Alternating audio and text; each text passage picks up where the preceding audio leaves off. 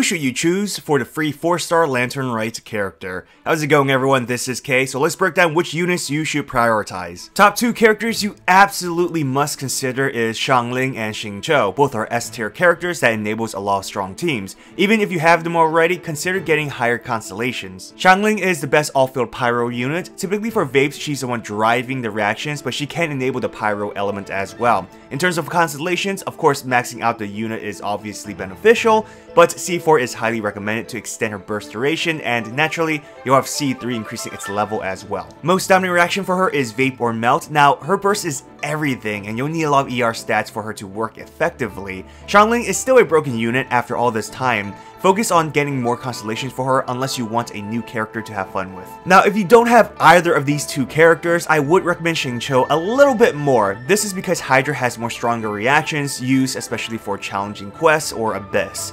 Blooms, Hyper Blooms, Freeze, Vape, Electro Charge, all these reactions dominate battles, and Xingqiu is one of the best Hydro enablers in the game. He offers utility as well, offering some resistance and healing. Again, try to strive for C6, but a good stopping point would be C2 to extend his burst duration and shred Hydro resistance. I'd say go for C3 even, since the extra level to his burst increases damage. So either Xiangling or Xingqiu, you can't go wrong in choosing either one of them, but if you already have them maxed out or you just want to go with a different character, then there are many other excellent units. Gaming is the newest character and will probably be everyone's choice for the 4-star selection, not only because he's new, but because he has a lot of potential as a DPS character.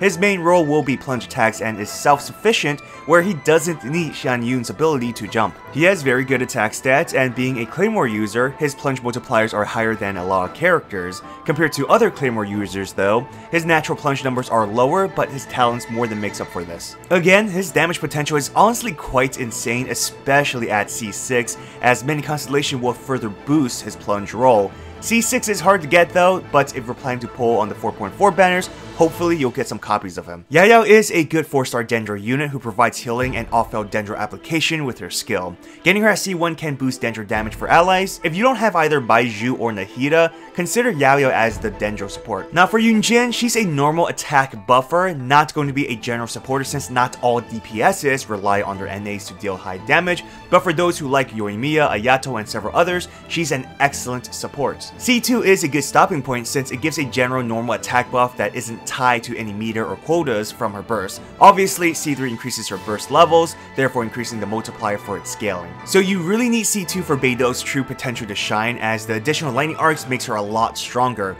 Her counter attack is also fun to use for those who want a little uniqueness in battle. On top of that, using her burst also grants interruption resistance and some damage reduction. Keep in mind, Beidou's burst doesn't trigger Dendro cores for Hyper Blooms, but that doesn't mean she's bad. Instead, Beidou can be a solid slot-in unit within Hyper Bloom teams, as she will not interfere with the driver who is triggering the reactions. Ningguang is an alright character, wouldn't be my first recommendation though, but she can deal a lot of damage when built and supported correctly. She basically fits into Geo teams with the additional slot-in support. You'll typically use her as an on-field damage dealer. Her burst contributes towards her overall damage, so in terms of constellations, C2 and C3 are really helpful, as the Jade Screens is a crucial part of her kit, and C3 increases her burst level.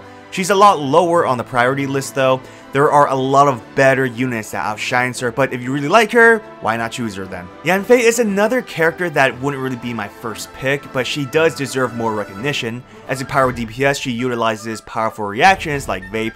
Her C-Ace also doesn't have ICD, which makes her trigger Vape more consistently. She's of course a Catalyst user with fast NAs, which makes her a good driver. If you get her at C4, she can also provide a shield after using her burst. This gives her a bit more value, but it's quite the investment that may not be worth it. Chongyun is a unique character that allows others to deal cryo damage. This opens up to different combinations for other DPSs, which also leads into utilizing Shenhe if you have her to increase damage significantly. Melt, Freeze, Mono Cryo are all great teams, and his burst can hit like a truck with higher constellations. C2 is really good since it decreases cooldown for any characters who uses their skill or burst within his Frost Field's AoE. This can shorten rotations, which leads to more damage. He's yet another unit that can work very well if you heavily invest in them, but not a character I'd rarely recommend choosing unless you really like him, or already have the recommended 4 stars from the list. Now Xinyan is an awesome character in the story.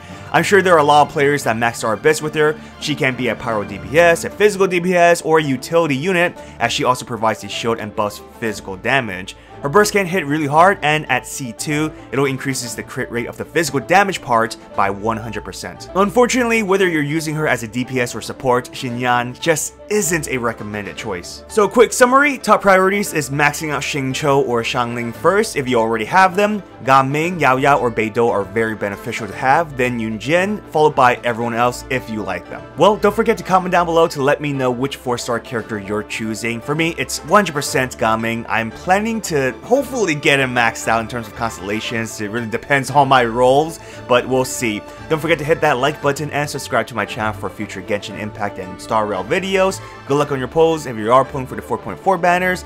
Till next time.